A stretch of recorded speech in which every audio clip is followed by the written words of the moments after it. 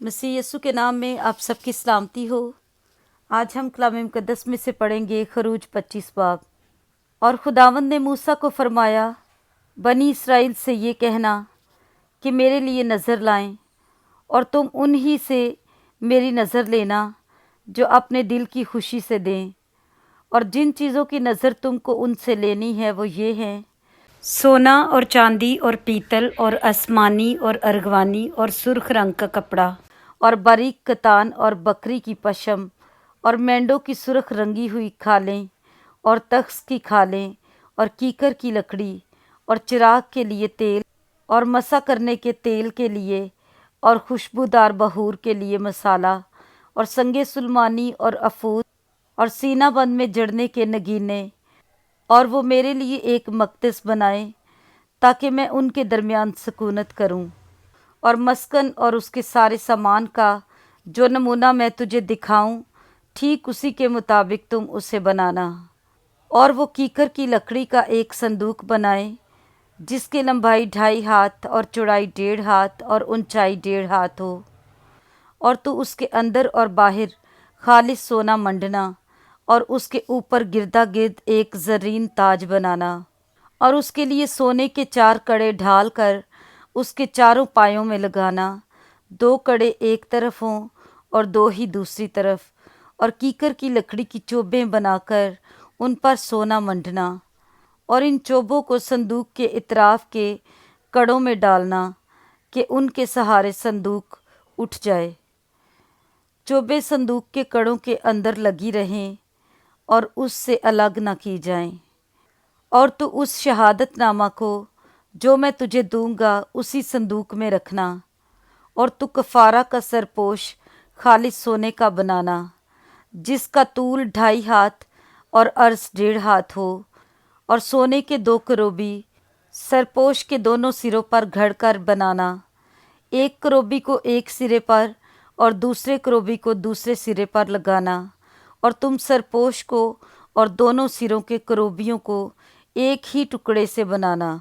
और वो करोबी इस तरह ऊपर को अपने पर फैलाए हुए हों कि सरपोश को अपने परों से ढांक लें, और उनके मुंह आमने सामने सरपोश की तरफ हों।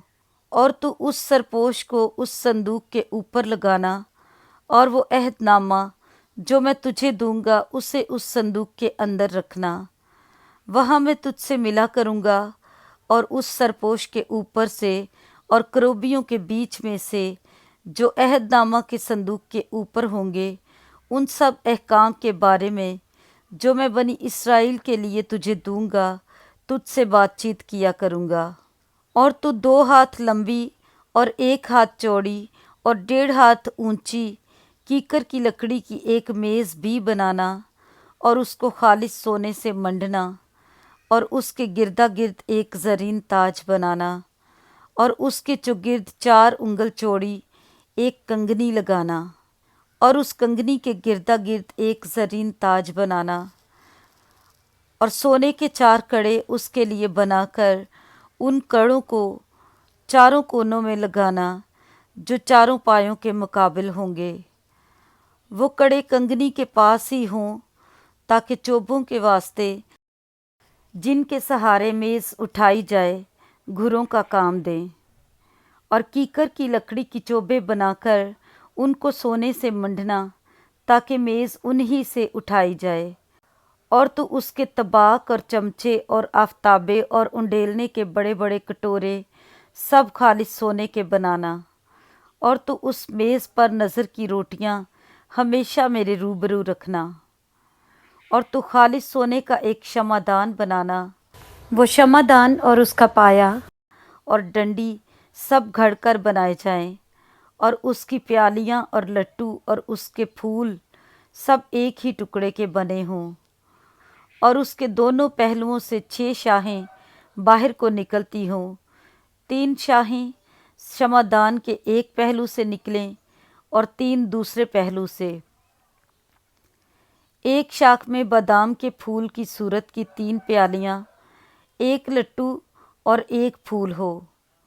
और दूसरी शाख में भी बादाम के फूल की सूरत की 3 प्यालियां, एक लट्टू और एक फूल हो।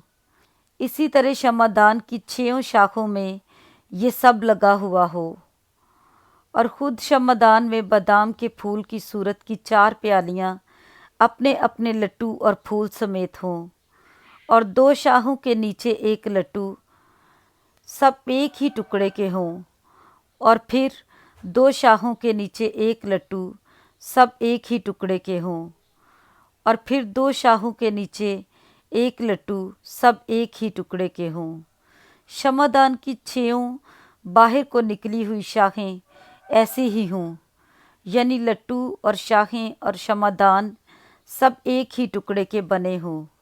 ये सब का सब खालिस सोने के एक ही टुकड़े से घड़कर बनाया जाए और तू उसके लिए 7 चिराग बनाना। यही चिराग जलाए जाएं ताकि शमादान के सामने रोशनी हो और उसके गुलगीर और गुलदान खालिस सोने के हों।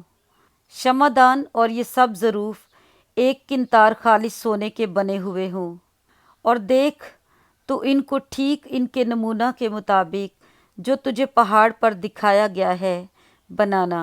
आमीन। पाक कलाम के पढ़े और सुने जाने पर खुदावंद की बरकत हो। आमीन।